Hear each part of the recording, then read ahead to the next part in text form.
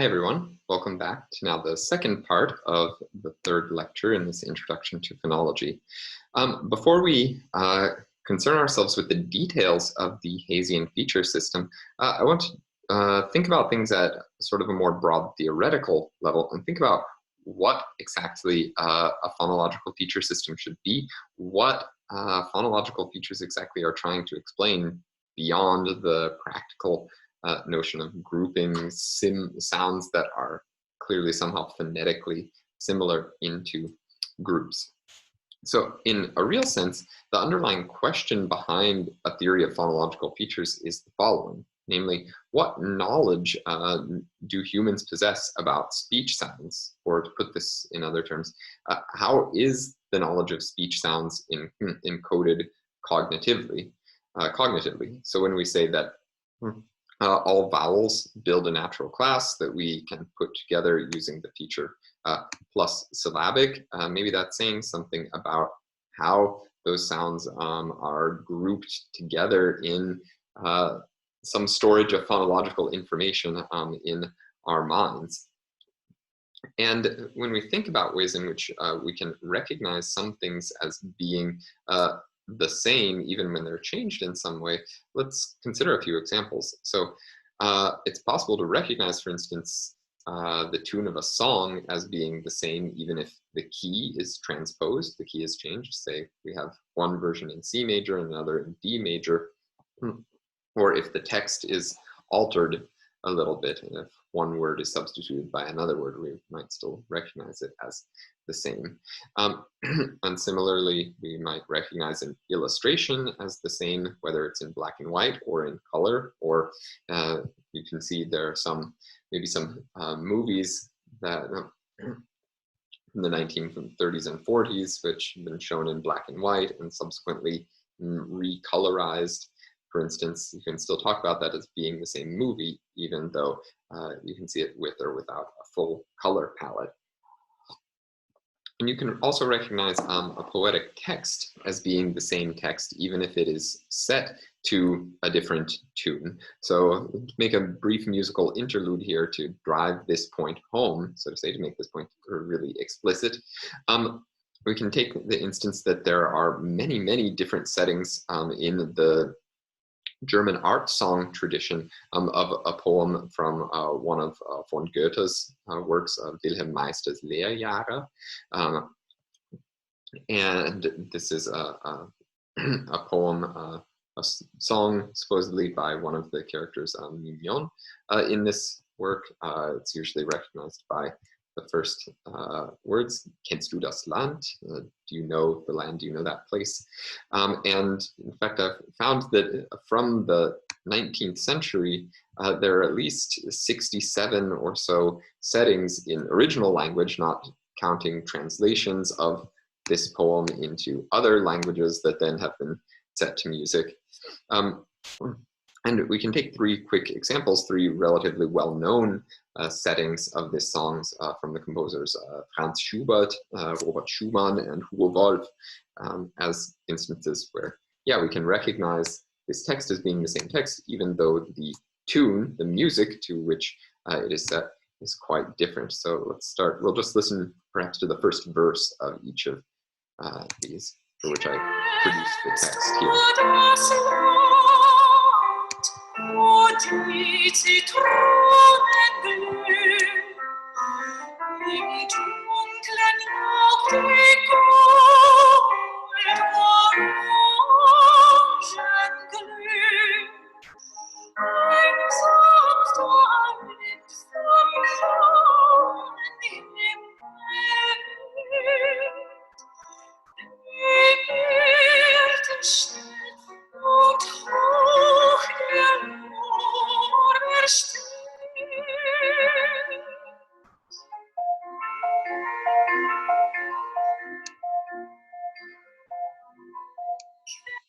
Yeah, I think that will be sufficient, the first 4 lines or so. And then now here's the version by Schumann.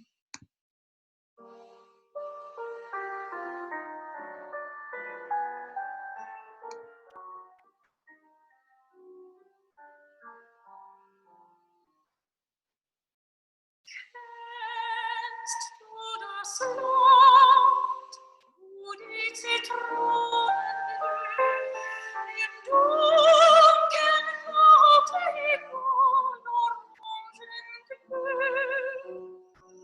Ein sanfter Wind vom Norden hingeweht, die Myrte still und hoch, der Lorbeer steht, kennst du es wohl?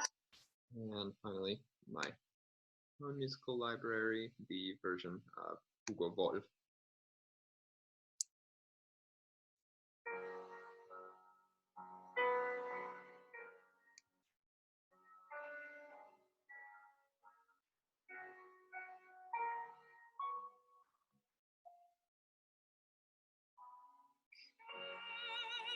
Kennst du das Land, wo die Zitronen blühen?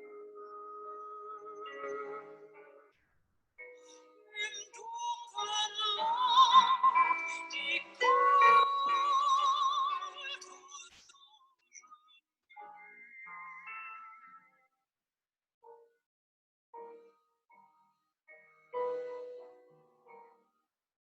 ein sanfter Wind vom blauen Himmel weht, die Myrte still und hoch, der Lorbeer still.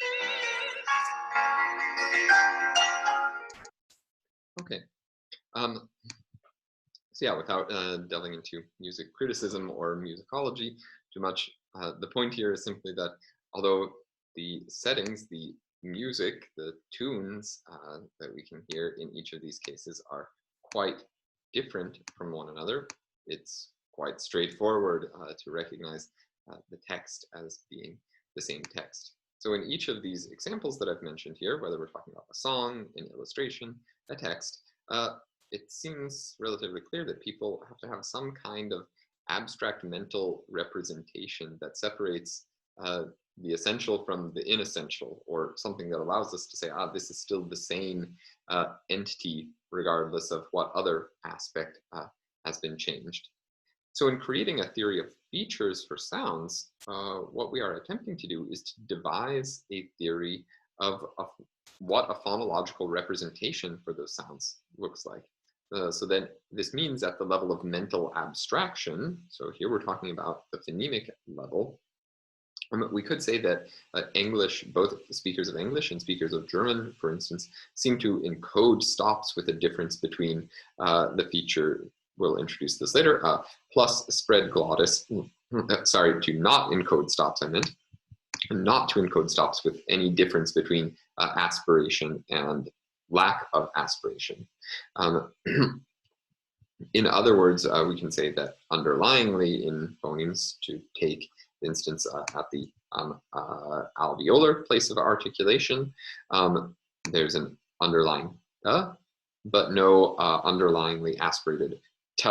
But both of these languages do have phonological rules that convert this voiceless alveolar stop to become aspirated, to become plus spread glottis under some conditions. So for instance, in both languages, it's generally true when we have such sounds at the left edge of at the very beginning of a word preceding a vowel. So for instance, we can contrast in English the words top and stop, where we have an aspirated alveolar stop in the word top, but not in stop.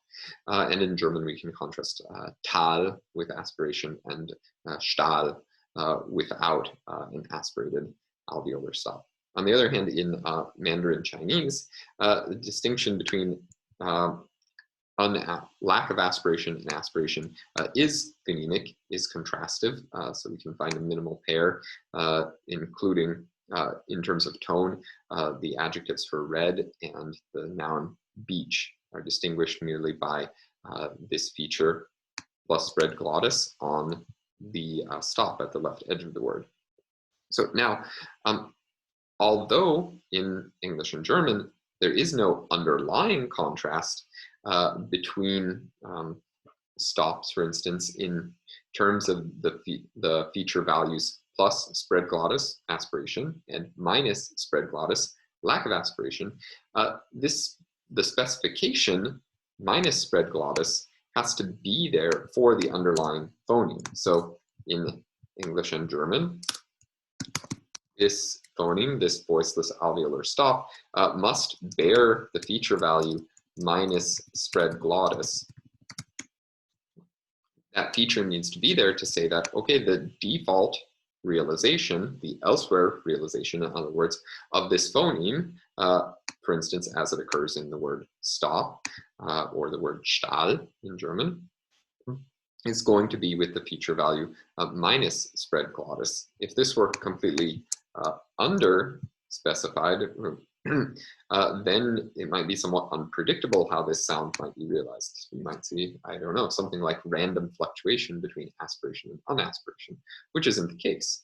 Whether this phoneme in these two languages, English and German, is realized as aspirated or unaspirated depends upon the exact phonological context in which this sound finds itself. So then the very fact that phonological processes across all languages and across really all languages seem to systematically apply to natural classes of sounds and not to random groups of sounds or apply in random instances, this constitutes, I think, pretty convincing evidence for some kind of featural representation of sounds in the mind. That is, we'll see an example of this in a moment, that we can think of this phoneme ta in English as being specified as minus spread glottis minus voice plus coronal, indicating that it's articulated with the tip of the tongue, and so on. There's a set of features that mentally defines what this sound is. And to take another instance, if we couldn't identify what the substantive similarity between the two nasals, the coronal nasal na, or more precisely alveolar nasal na, and the labial nasal ma were, then it would be totally unexpected that we find those sounds behaving together in similar ways over and over again across many languages. Precisely the reason why these sounds operate together at the phonological level in lots of languages is because we can characterize them using the feature nasal, which maybe at the phonetic level provides some sort of command in terms of how those sounds are going to be articulated, saying, up, we need to close the velar port so that air is going to flow through the nasal cavity, or did I say close or open? I don't remember. In any case, then therefore, what we need then overall is a set of features that systematically groups together sounds that consistently seem to pattern together in phonological systems and phonological processes. And when, as I pointed out in using the Ordon example above, using very simple features that directly refer to place, manner, tongue height, tongue front and backness, those are not going to provide sufficient specificity for our purposes. They're not detailed enough, they are not fine-grained enough to represent really all of the ways in which we find that sounds sometimes pattern in the world languages. So our overall theoretical assumption behind a feature system is then that there are shared phonological features that unite sounds that work together as targets or triggers for phonological processes. And the empirical basis for building up a feature system, I'll mention this again below, comes from seeing what phonological processes exist in the world's languages. So I mentioned one finds in the world's languages, if a language has both an alveolar nasal or some other type of coronal nasal, dental nasal, and a labial nasal, very often those two sounds are going to work together in phonological processes. And that delivers to us the empirical basis that we need a feature to unite those two sounds together.